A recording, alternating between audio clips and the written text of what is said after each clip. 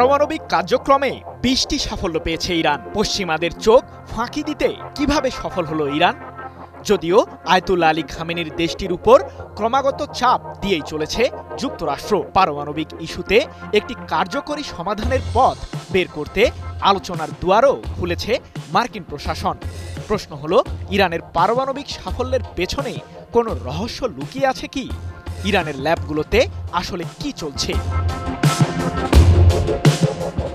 Iran যাতে পারমাণবিক খাতে অগ্রগতি না করতে পারে সে বিষয়ে ষড়যন্ত্র অব্যাহত রেখেছে যুক্তরাষ্ট্র। ইরানের বিরুদ্ধে সামরিক হামলা চালাতে মধ্যপ্রাচ্যের ঘাঁটিগুলোতে সব ধরনের প্রস্তুতি নিয়েছেন মার্কিন প্রেসিডেন্ট ডোনাল্ড ট্রাম্প। তবে এত কিছুর পেছনে যে ইরানের পারমাণবিক কার্যক্রম চিরতরে বন্ধ করতে চান ট্রাম্প, সে বিষয়টি এখন পরিষ্কার। আন্তর্জাতিক বিভিন্ন সংবাদ মাধ্যমের প্রতিবেদনে দাবি করা হয়েছে যে ৬ ফেব্রুয়ারি তুরস্কের ইস্তাম্বুল শহরে পারমাণবিক ইস্যুতে ইরানের পররাষ্ট্রমন্ত্রী আব্বাস আরাকচির সাথে আলোচনায় বসার কথা রয়েছে মার্কিন প্রেসিডেন্ট ট্রাম্পের মধ্যপ্রাচ্য বিষয়ক বিশেষ দূত স্টিভ উইটকভের। অথচ একই ধরনের আলোচনায় গত বছরের জুনের ১২ দিনের যুদ্ধের আগেও বসেছিল ওয়াশিংটন ও তেহরান। কিন্তু খামেনি তার অবস্থানে অটল থাকায় সে সময় মার্কিন প্রশাসন তাদের নির্দিষ্ট লক্ষ্য অর্জনে ব্যর্থ হয়। তবে এবারের আলোচনার সফলতা নিয়ে অনেকটাই আশাবাদী ট্রাম্প। এ প্রসঙ্গে সম্প্রতি তিনি বলেছেন, ইরানের পাশেই আমাদের যুদ্ধজাহাজ অবস্থান করছে, তাদের সাথে আমাদের আলোচনা চলমান রয়েছে। বৈঠকের মাধ্যমে আমরা যদি সমস্যার সমাধান করতে পারি তাহলে তা দারুণ হবে, অন্যথায় ইরানের ভাগ্যে সম্ভবত খারাপ কিছু ঘটবে। প্রশ্ন হলো, যুক্তরাষ্ট্রের সাথে আলোচনা শুরুর আগেই পারমাণবিক খাতে কোন ধরনের সাফল্য পেল ইরান? চিকিৎসা, পরিবেশ সুরক্ষা এবং শিল্প খাতে ২০ ধরনের সাফল্য পাওয়ার দাবি করেছেন ইরানের আণবিক শক্তি সংস্থার প্রধান মোহাম্মদ ইসলামি, যা আগামী কয়েকদিনের মাঝেই উন্মোচিত হবে বলেও জানিয়েছেন তিনি। এ সম্পর্কে ইসলামি বলেছেন, ইরানিদের জীবনযাত্রার মান উন্নত করার জন্যই আমরা পারমাণবিক প্রযুক্তি এগিয়ে নিচ্ছি। আর এবারের বৈজ্ঞানিক পরীক্ষা নিরীক্ষায় আমরা ত্বকের ক্যান্সারের চিকিৎসার জন্য রেডিও ফার্মাসিউটিক্যাল উদ্ভাবন করেছি, যার মাধ্যমে এই প্রতিষেধক তৈরিতে বিশ্বের কয়েকটি দেশের মাঝে ইরান তার অবস্থান অর্জন করেছে। ৩ ফেব্রুয়ারি এক প্রতিবেদনে বিষয়টি নিশ্চিত করেছে মধ্যপ্রাচ্য ভিত্তিক সংবাদ মাধ্যম মেহের নিউজ এজেন্সি। এছাড়াও ইসলামি কোয়ান্টাম সায়েন্স, লেজার প্রযুক্তি এবং ডিউটেরিয়াম প্রক্রিয়া সহ পারমাণবিক সম্পর্কিত প্রযুক্তির অগ্রগতির উপর আরও আলোকপাত করেছেন। এগুলিকে ভবিষ্যৎমুখী উদ্ভাবন হিসাবেও বর্ণনা করেছেন ইরানের আণবিক শক্তি সংস্থার প্রধান। হিরন আরও মিনারেল ওয়াটার মাত্র ৫০ পয়সায় প্রতি লিটার। ইরান বহুদিন ধরেই দাবি করে আসছে যে তাদের দেশের পারমাণবিক কার্যক্রম কেবলমাত্র বেসামরিক খাতের উন্নয়নের জন্যই এগিয়ে নেওয়া হচ্ছে, যার সাহায্যে তেহরান মূলত কৃষি, শিক্ষা ও চিকিৎসা সহ বিভিন্ন খাতে পারমাণবিক শক্তির ব্যবহার নিশ্চিত করছে। কিন্তু এ বিষয়টিকে মানতে নারাজ যুক্তরাষ্ট্র সহ পশ্চিমারা। মূলত তাদের দাবি, ইউরেনিয়াম ব্যবহার করে ইরান পারমাণবিক অস্ত্র তৈরির পথ সুগম করছে। তুরস্ক, মিশর ও কাতার এই ৩ মধ্যস্থতাকারী দেশের হাত ধরে আবারও আলোচনার টেবিলে বসতে যাচ্ছে যুক্তরাষ্ট্র ও ইরান। সবকিছু ঠিকঠাক থাকলে ওমানের রাজধানী মাস্কাটে শুরু হতে পারে বহু প্রতীক্ষিত এই আলোচনা। কিন্তু প্রশ্ন হলো, এই আলোচনায় ইরানকে ঠিক কতটা ছাড় দিতে বলা হচ্ছে, আর এর বিনিময়ে তারা কি পেতে পারে? সম্প্রতি কাতার ভিত্তিক সংবাদ মাধ্যম আল জাজিরা এক্সক্লুসিভ এক প্রতিবেদনে জানিয়েছে, প্রস্তাবিত চুক্তির একটি কাঠামো ইতোমধ্যেই তৈরি হয়েছে। নাম প্রকাশ না করার শর্তে দুজন কূটনৈতিক সূত্র বলছেন, এই কাঠামো অনুযায়ী ইরানের পারমাণবিক ক্ষেপণাস্ত্র এবং আঞ্চলিক প্রভাব ৩ ক্ষেত্রেই বড় ধরনের নিয়ন্ত্রণ আরোপের প্রস্তাব রাখা হয়েছে। সবচেয়ে গুরুত্বপূর্ণ বিষয়টি হল ইউরেনিয়াম সমৃদ্ধকরণ। প্রস্তাবিত কাঠামোতে বলা হয়েছে ইরান আগামী ৩ বছর একটুও ইউরেনিয়াম সমৃদ্ধ করতে পারবে না। এই ৩ বছর পার হওয়ার পরও পুরোপুরি স্বাধীনতা নয়, মাত্র ১.৫% হারে ইউরেনিয়াম সমৃদ্ধকরণের অনুমতি দেয়া হতে পারে ইরানকে, যা কার্যত পারমাণবিক অস্ত্র তৈরির সক্ষমতা থেকে ইরানকে বহু দূরে রাখবে। এখানেই শেষ নয়। বর্তমানে ইরানের কাছে যে উচ্চ মাত্রায় সমৃদ্ধ ইউরেনিয়াম মজুদ আছে তার মধ্যে প্রায় ৪৪০ কেজি ৬০% সমৃদ্ধ ইউরেনিয়াম। প্রস্তাব অনুযায়ী এই পুরো মজুদ তৃতীয় কোনো দেশে স্থানান্তর করতে হবে, অর্থাৎ ইরানের ভেতর থাকবে না এমন কোনো উপাদান যা দ্রুত অস্ত্রায়নের পথে নিয়ে যেতে পারে দেশটিকে। পারমাণবিক ইস্যুর পাশাপাশি আলোচনায় বড় জায়গা পাচ্ছে ইরানের ব্যালিস্টিক মিসাইল কর্মসূচি। কাঠামোতে বলা হয়েছে ইরানকে প্রতিশ্রুতি দিতে হবে যে তারা তাদের ব্যালিস্টিক মিসাইল ব্যবহার করবে না। তবে যুক্তরাষ্ট্র আরও এক ধাপ এগিয়ে গিয়ে চাইছে মিসাইল উৎপাদন সীমিত করা হোক এবং এসব মিসাইলের পাল্লা বা আঘাত হানার সক্ষমতাও কমিয়ে আনা হোক। আঞ্চলিক রাজনীতিতে ইরানের প্রভাব কমানোও এই চুক্তির বড় লক্ষ্য। প্রস্তাব অনুযায়ী হিজবুল্লাহ এবং ইয়েমেনের হুথি বিদ্রোহীদের মতো কোনো সশস্ত্র গোষ্ঠীর কাছে ইরান আর অস্ত্র বা সামরিক প্রযুক্তি পাঠাতে পারবে না, অর্থাৎ প্রক্সি বাহিনীর মাধ্যমে মধ্যপ্রাচ্যে ইরানের প্রভাব বিস্তারের পথও রুদ্ধ করতে চায় মধ্যস্থতাকারীরা। এছাড়া আলোচনার টেবিলে উঠে এসেছে একটি নতুন ধারণা, যুক্তরাষ্ট্র ও ইরানের মধ্যে একটি আগ্রাসন বিরোধী চুক্তি। সূত্র বলছে এই চুক্তির মাধ্যমে দুই দেশ একে অপরের বিরুদ্ধে সরাসরি বা পরোক্ষ সামরিক পদক্ষেপ থেকে বিরত থাকার প্রতিশ্রুতি দিতে পারে, যদিও বিষয়টি এখনও প্রাথমিক পর্যায়ে রয়েছে। তবে সবচেয়ে বড় প্রশ্ন রয়ে গেছে এই কাঠামো নিয়ে যুক্তরাষ্ট্র ও ইরান কি ভাবছে। মধ্যস্থতাকারী দেশগুলো প্রস্তাব দিলেও এখনও প্রকাশ্যে কোনো পক্ষই তাদের অবস্থান জানায়নি। অতীতে বহুবার আলোচনা ভেস্তে যাওয়ার অভিজ্ঞতা রয়েছে, সেই ইতিহাস মাথায় রেখেই এবার সবাই সতর্ক।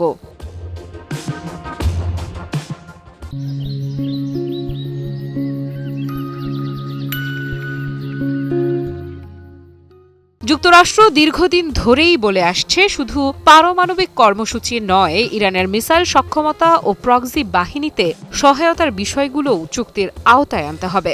আর ইরান বারবার দাবি করেছে তাদের প্রতিরক্ষা সক্ষমতা নিয়ে আপোষ করা হবে না। মূলত এই চুক্তির মধ্য দিয়ে ইরানকে রীতিমতো নিঃশেষ করে দিতে চাইছে যুক্তরাষ্ট্র। এই চুক্তি কি মানবে ইরান? মাস্কাটের আলোচনায় বরফ গলবে, নাকি আবারও আলোচনা শুরু হওয়ার আগেই মুখ থুবড়ে পড়বে? মধ্যপ্রাচ্যের রাজনীতিতে এই বৈঠক কতটা মোড় ঘুরিয়ে দিতে পারে সেদিকেই এখন তাকিয়ে গোটা বিশ্ব। ১০,০০০ অস্ত্র ও প্রায় ২০ লাখ গোলাবারুদ প্রবেশ করেছে রাশিয়ার সামরিক বাহিনীতে। রাশিয়ার আসল লক্ষ্যটা কি? ইউক্রেনের বিরুদ্ধে কি আক্রমণ আরও জোরদার করার পরিকল্পনা করছে প্রেসিডেন্ট ভ্লাদিমির পুতিনের দেশটি? কারণ যুদ্ধের ময়দানে শান্তি ফেরানোর জন্য সম্ভাব্য বৈঠক আয়োজনের আগেই ইউক্রেনের বিরুদ্ধে তীব্র হামলা চালিয়েছে রুশ বাহিনী। শত শত ড্রোন এবং কমপক্ষে ৩২টি ব্যালিস্টিক মিসাইল দিয়ে এক রাতেই ইউক্রেনকে কাঁপিয়ে তুলেছে রাশিয়ার সামরিক বাহিনী। প্রশ্ন হলো, যুদ্ধের ময়দানের বর্তমান চিত্র আসলে কেমন? ইউক্রেন কি হেরে যাচ্ছে? প্রায় ৪ বছর হতে চললেও রাশিয়া ইউক্রেন যুদ্ধ নিয়ে এখন পর্যন্ত সমাধানের পথ বের করতে পারেননি বিশ্ব নেতারা। উল্টো প্রতিদিনই বাড়ছে হতাহত, যুদ্ধের ময়দানে ছড়াচ্ছে আতঙ্ক। তবে যুদ্ধবিরতি কিংবা শান্তি চুক্তি নিয়ে আশা ছাড়েননি মার্কিন প্রেসিডেন্ট ডোনাল্ড ট্রাম্প। একদিকে তুলনামূলক দুর্বলদের বিরুদ্ধে সংঘাতের ষড়যন্ত্রে জড়িত রয়েছেন ট্রাম্প, কিন্তু রাশিয়ার ক্ষেত্রে যেন শান্তির দূত হয়ে হাজির হচ্ছেন মার্কিন শাসক। যদিও শান্তির ডাকে রুশ প্রেসিডেন্ট পুতিন ঠিক কতটা সাড়া দিচ্ছেন তার বাস্তবতা যুদ্ধের ময়দানের দিকে তাকালেই বোঝা যাচ্ছে। সংযুক্ত আরব আমিরাতের রাজধানী আবু ধাবিতে যখন চলছে রাশিয়া, ইউক্রেন ও যুক্তরাষ্ট্রের সমন্বয়ে শান্তি চুক্তির আলোচনা শুরু করার প্রস্তুতি, ঠিক সে মুহূর্তেই ইউক্রেনের বিরুদ্ধে জোরদার হামলা চালিয়েছে পুতিনের বাহিনী। ইউক্রেনের জ্বালানি কেন্দ্রগুলোকে লক্ষ্য করে এক রাতেই শতাধিক ড্রোন ও কমপক্ষে ৩২টি ব্যালিস্টিক মিসাইল দিয়ে হামলা চালিয়েছে রাশিয়ার সামরিক বাহিনী। আর এতে অন্তত 10 জন আহত হয়েছে। ইউক্রেনের প্রেসিডেন্ট ভলোদিমির জেলেনস্কির অভিযোগ, তার দেশে চলমান তীব্র শীতে ইউক্রেনীয়রা যাতে অসুবিধায় পড়ে সে লক্ষ্যেই জ্বালানি কেন্দ্রগুলোতে হামলা চালাচ্ছে রাশিয়া। 4 ফেব্রুয়ারি এক প্রতিবেদনে বিষয়টি নিশ্চিত করেছে মার্কিন সংবাদ মাধ্যম এপি নিউজ এজেন্সি। এদিকে পশ্চিমা সামরিক জোট ন্যাটোর প্রধান মার্ক রুটে ইউক্রেনের প্রতি সমর্থন জানিয়ে বলেছেন, শান্তি আলোচনার প্রাক্কালে মস্কোর এই ধরনের আচরণ সন্দেহ জাগিয়ে তোলে। ইউক্রেনের বিরুদ্ধে এই হামলাকে খারাপ সংকেত হিসেবেই উল্লেখ করেছেন ন্যাটো প্রধান। এখন প্রশ্ন হলো, চলতি বছর কি ইউক্রেনের বিরুদ্ধে রাশিয়া শান্তির পথে যাবে? সমরবিদদের ধারণা 2026 সাল জুড়ে ইউক্রেনের বিরুদ্ধে হামলা আরও জোরদার করবে রাশিয়া, যার মাধ্যমে রুশ বাহিনীর কাছে বেশ কিছু গুরুত্বপূর্ণ অঞ্চল হারাবে ইউক্রেন। কারণ সম্প্রতি রাশিয়ার সামরিক বাহিনীতে 20 লাখ গোলাবারুদ ও 10,000-এরও বেশি অস্ত্র যোগ দিয়েছে, যা ইঙ্গিত দেয় যে নিজেদের সামরিক বাহিনীকে আরও বেশি পরিমাণে শক্তিশালী করার পরিকল্পনায় নেমেছেন পুতিন, যার কারণে বাদ পড়বে না ইউক্রেন প্রসঙ্গটিও।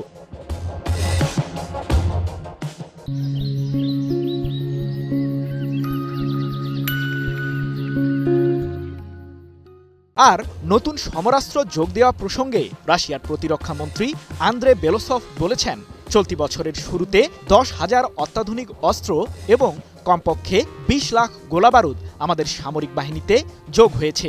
এছাড়াও 2026 সালের শেষ নাগাদ প্রায় 2 কোটি 10 লাখ যুদ্ধাস্ত্র যোগ দেবে রুশ বাহিনীতে।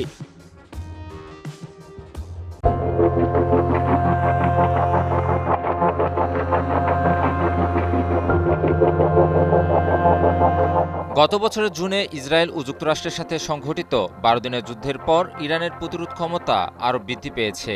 ইরানের সশস্ত্র বাহিনীর প্রধান মেজর জেনারেল আব্দুল রহিম মৌসাভির এমন মন্তব্য কি ইসরায়েল ও যুক্তরাষ্ট্রের উদ্দেশ্যে নতুন করে দেওয়া কোনো কঠোর সতর্কবার্তা? গত বছরের 13 জুন কোনো ধরনের উস্কানি ছাড়াই ইসরায়েল ইরানের পারমাণবিক কর্মসূচিকে লক্ষ্য করে তেহরান সহ বিভিন্ন শহরের সামরিক স্থাপনায় ব্যাপক বিমান হামলা চালায়। এর জবাবে ইরানও নজিরবিহীন শক্তিতে পাল্টা প্রতিক্রিয়া জানায়। শত শত ব্যালিস্টিক ক্ষেপণাস্ত্র ও ড্রোন নিক্ষেপ করা হয় ইসরায়েলের দিকে, যা ইসরায়েলি ভূখণ্ডে সরাসরি ইরানি হামলার এক বিরল দৃষ্টান্ত সৃষ্টি করে। এতে প্রাণহানির পাশাপাশি ব্যাপক অবকাঠামোগত ক্ষয়ক্ষতি হয় ইসরায়েলের। টানা 12 দিন ধরে চলে রক্তক্ষয়ী এই সংঘাত। যুদ্ধের 9ম দিনে মার্কিন যুক্তরাষ্ট্র সরাসরি এতে জড়িয়ে পড়ে এবং ইরানের প্রধান 3টি পারমাণবিক কেন্দ্রে বোমাবর্ষণ করে সেগুলো ধ্বংসের দাবি করে। অবশেষে 24 জুন আন্তর্জাতিক সম্প্রদায়ের চাপ এবং কাতার ও যুক্তরাষ্ট্রের বিশেষ মধ্যস্থতায় একটি ভঙ্গুর যুদ্ধবিরতির মাধ্যমে এই রক্তক্ষয়ী যুদ্ধের অবসান ঘটে। এই যুদ্ধের প্রেক্ষাপটেই সম্প্রতি ইরানের সশস্ত্র বাহিনীর প্রধান মেজর জেনারেল আব্দুল রহিম মৌসাভি একটি ভূগর্ভস্থ ক্ষেপণাস্ত্র শহর পরিদর্শনকালে বলেন, 12 দিনের যুদ্ধের পর থেকে ইরানের প্রতিরোধ ক্ষমতা বহুগুণে বৃদ্ধি পেয়েছে। তার ভাষায়, ব্যালিস্টিক ক্ষেপণাস্ত্র প্রযুক্তির সার্বিক উন্নয়নের মাধ্যমে ইরান এখন আরও শক্তিশালী ও প্রস্তুত। মৌসাভি আরও জানান, ওই যুদ্ধের পর ইরান তার সামরিক মতবাদে গুরুত্বপূর্ণ পরিবর্তন এনেছে। প্রতিরক্ষামূলক অবস্থান থেকে সরে এসে এখন ইরান আক্রমণাত্মক প্রতিহতের নীতি গ্রহণ করেছে। ভিন্নধর্মী যুদ্ধকৌশল ও কঠোর প্রতিক্রিয়ার মাধ্যমে শত্রুদের যে কোনো পদক্ষেপ মোকাবিলায় ইরান সম্পূর্ণ প্রস্তুত বলেও জানান তিনি। এদিকে যুক্তরাষ্ট্র ও ইরানকে ঘিরে মধ্যপ্রাচ্য জুড়ে দীর্ঘদিন ধরেই তীব্র উত্তেজনা বিরাজ করছে।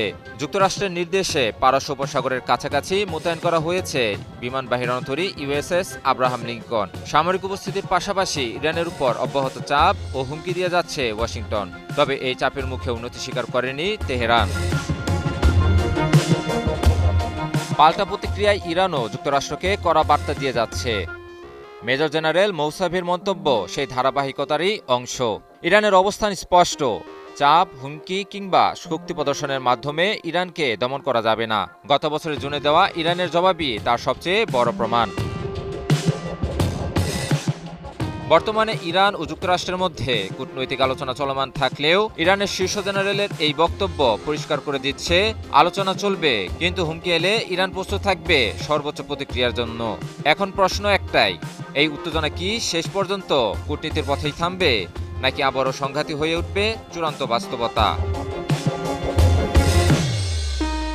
বিশ্ব রাজনীতির দাবার বোর্ডে আবারও চাল বদল। ইরানকে লক্ষ্য করে যুক্তরাষ্ট্রের সামরিক হুমকি যখন আগুনে ঘি ঢালছে, ঠিক তখনই পাল্টা কড়া বার্তা ছুড়ে দিল রাশিয়া। মস্কোর সতর্ক বার্তা স্পষ্ট, এই পথে এগোলে তার মূল্য দিতে হবে পুরো বিশ্বকেই। তাহলে আর একটা যুদ্ধ কি এখন শুধু সময়ের অপেক্ষা? ইরানের বিরুদ্ধে যুক্তরাষ্ট্রের নতুন সামরিক হুমকির তীব্র নিন্দা জানিয়েছে রাশিয়া। স্পষ্ট ও কঠোর ভাষায় সতর্কবার্তা দিয়েছেন দেশটির পররাষ্ট্রমন্ত্রী সের্গেই ল্যাভরভ। তার মতে, এ ধরনের আগ্রাসী মনোভাব শুধু একটি দেশের জন্য নয়, পুরো অঞ্চল এমনকি বৈশ্বিক নিরাপত্তার জন্য ভয়াবহ পরিণতি ডেকে আনতে পারে। ল্যাভরভ বলেন, ইরানের পারমাণবিক কর্মসূচি ঘিরে যে উত্তেজনা তৈরি হয়েছে তা প্রশমনে মস্কো সক্রিয়ভাবে কাজ করছে। তিনি জোর দিয়ে বলেন, ইরানের বিরুদ্ধে নতুন করে সামরিক হামলার হুমকি সম্পূর্ণ অগ্রহণযোগ্য এবং দায়িত্বজ্ঞানহীন। ল্যাভরভের কণ্ঠে ছিল স্পষ্ট উদ্বেগ। তার ভাষায়, সামরিক আগ্রাসনের পুনরাবৃত্তি শুধু পশ্চিম এশিয়ায় নয়, আন্তর্জাতিক নিরাপত্তা কাঠামোকেও চরম ঝুঁকির মুখে ফেলবে। তিনি সতর্ক করে বলেন, বিদেশি প্ররোচনায় সৃষ্ট অস্থিরতাকে অজুহাত বানিয়ে যদি আবারও 2025 সালের জুনে ইরানের বিরুদ্ধে সংগঠিত আগ্রাসনের মতো ঘটনা ঘটানো হয়, তবে তার প্রভাব হবে ভাবনার অতীত ধ্বংসাত্মক। এই বক্তব্যের মধ্য দিয়ে রাশিয়া যেন স্পষ্ট করে দিল, ইরান ইস্যুতে তারা আর নীরব দর্শক নয়, বরং সংঘাত ঠেকাতে সক্রিয় ভূমিকা নিতে প্রস্তুত। একই দিনে এ বিষয়ে প্রতিক্রিয়া আসে ক্রেমলিন থেকেও। রুশ প্রেসিডেন্টের কার্যালয়ের মুখপাত্র দিমিত্রি পেসকভ জানান, ইরান ইস্যুতে উত্তেজনা কমাতে রাশিয়া তার কূটনৈতিক প্রচেষ্টা অব্যাহত রেখেছে। আলোচনার দরজা খোলা রাখাই মস্কোর মূল কৌশল। পেসকভ বলেন, ইরানের সমৃদ্ধ ইউরেনিয়াম প্রক্রিয়াকরণ ও সংরক্ষণ নিয়ে বাস্তবসম্মত সমাধানের প্রস্তাব দিয়ে আসছে রাশিয়া। লক্ষ্য একটাই, পরিস্থিতিকে নিয়ন্ত্রণে রাখা এবং সব পক্ষের উদ্বেগ কমানো। তিনি আরও জানান, এই প্রস্তাব নতুন নয়, বিষয়টি দীর্ঘদিন ধরেই আলোচনায় রয়েছে। রাশিয়া বিশ্বাস করে পারস্পরিক সহযোগিতার মাধ্যমেই এই জটিল সংকটের টেকসই সমাধান সম্ভব। ক্রেমলিনের মুখপাত্রের দাবি, সংশ্লিষ্ট সব পক্ষের সঙ্গেই নিয়মিত যোগাযোগ বজায় রেখেছে রাশিয়া। সংঘাত উস্কে দেওয়ার নয়, বরং উত্তেজনা প্রশমনে তারা প্রতিশ্রুতিবদ্ধ। JBS holdings limited.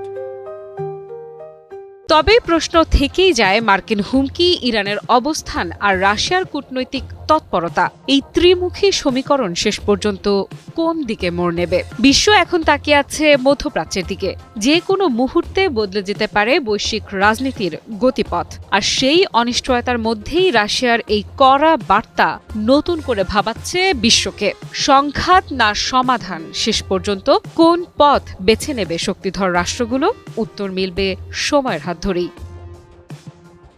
মধ্যপ্রাচ্যে কি আবারও বাজবে যুদ্ধের দামামা? ইরানে হামলার জন্য যুক্তরাষ্ট্রের ওপর চাপ বাড়াচ্ছে ইসরায়েল। ওয়াশিংটনে গোপন বৈঠক, সামরিক বহর এগোচ্ছে, আর হুঁশিয়ারি দিচ্ছেন ট্রাম্প নিজেই। তবে প্রশ্ন একটাই, আলোচনা নাকি ভয়াবহ কিছু? ইরানের সামরিক হামলা চালাতে যুক্তরাষ্ট্রকে চাপ দিচ্ছে ইসরায়েল। এই লক্ষ্যে ইসরায়েলি সেনাপ্রধান সম্প্রতি ওয়াশিংটন ডিসিতে গিয়ে মার্কিন সেনাপ্রধানের সঙ্গে বৈঠক করেছেন বলে জানিয়েছে মার্কিন সংবাদ মাধ্যম অ্যাক্সিওস। প্রতিবেদনে বলা হয়, ইরানের বিরুদ্ধে সামরিক পদক্ষেপ নিয়ে ইসরায়েল দীর্ঘদিন ধরেই যুক্তরাষ্ট্রের ওপর চাপ সৃষ্টি করে আসছে। সর্বশেষ এই বৈঠকে ইসরায়েল তাদের সম্ভাব্য হামলা ও প্রতিরক্ষা পরিকল্পনা মার্কিন পক্ষকে তুলে ধরে। তবে এই মুহূর্তে ইরানে হামলা চালাতে আগ্রহী নন যুক্তরাষ্ট্রের প্রেসিডেন্ট ডোনাল্ড ট্রাম্প, বরং তেহরানের সঙ্গে আলোচনার পথেই এগোতে চান তিনি। এক্সপ্রেস জানায়, গত মাসের শুরুতে যখন ইরানের তীব্র সরকার বিরোধী বিক্ষোভ চলছিল, তখন সামরিক হামলার বিষয়টি গুরুত্ব দিয়ে বিবেচনা করেছিলেন ট্রাম্প। এমনকি প্রতীকী বা সীমিত হামলার কথাও ভাবা হচ্ছে। কিন্তু সেই সময় ইসরায়েল ইরানের ওপর ছোট্ট হামলার বিরোধিতা করে। তাদের মতে শক্তিশালী হামলা ছাড়া ইরান সরকারের ভিত নাড়ানো সম্ভব নয়। পরবর্তীতে ইরানের নিরাপত্তা বাহিনী বিক্ষোভ নিয়ন্ত্রণে আনতে সক্ষম হলে এবং সাধারণ মানুষের মধ্যে আন্দোলনের আগ্রহ কমে গেলে ট্রাম্প হামলার পরিকল্পনা থেকে সরে আসেন। এরপরই যুক্তরাষ্ট্রের ওপর চাপ আরও বাড়ায় ইসরায়েল। এরই অংশ হিসেবে ইসরায়েলি সেনাপ্রধান ইয়াল জামির ওয়াশিংটনে গিয়ে মার্কিন সেনাপ্রধান জেনারেল ড্যান কেইনের সঙ্গে বৈঠক করেন। পরে বিষয়টি নিয়ে ট্রাম্পের সঙ্গেও আলোচনা করেন মার্কিন সামরিক কর্মকর্তারা। তবে সব আলোচনা শেষে সামরিক হামলা এখনও সায় দেননি ট্রাম্প।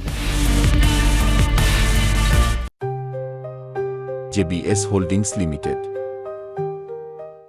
এরই মধ্যে দীর্ঘদিনের হুমকি পাল্টা হুমকির পর আলোচনায় বসতে রাজি হচ্ছে যুক্তরাষ্ট্র ও ইরান। আগামী 6 ফেব্রুয়ারি তুরস্কে ইরানি পররাষ্ট্রমন্ত্রী আব্বাস আরাকচি ও মার্কিন বিশেষ দূত স্টিভ উইটকফের মধ্যে সরাসরি বৈঠক অনুষ্ঠিত হওয়ার কথা রয়েছে। তবে আলোচনার আগেই কড়া হুঁশিয়ারি দিয়েছেন প্রেসিডেন্ট ট্রাম্প। ওভাল অফিসের সাংবাদিকদের প্রশ্নের জবাবে তিনি বলেন, ইরান যদি কোনো চুক্তিতে না আসে তাহলে ভয়াবহ পরিণতি ভোগ করতে হবে। ট্রাম্প বলেন, ইরানের দিকে যুক্তরাষ্ট্রের যুদ্ধ জাহাজ এগিয়ে যাচ্ছে, বড় বহর প্রস্তুত রয়েছে। আলোচনা সফল হলে তা হবে অসাধারণ, তবে ব্যর্থ হলে পরিস্থিতি হবে ভয়ঙ্কর।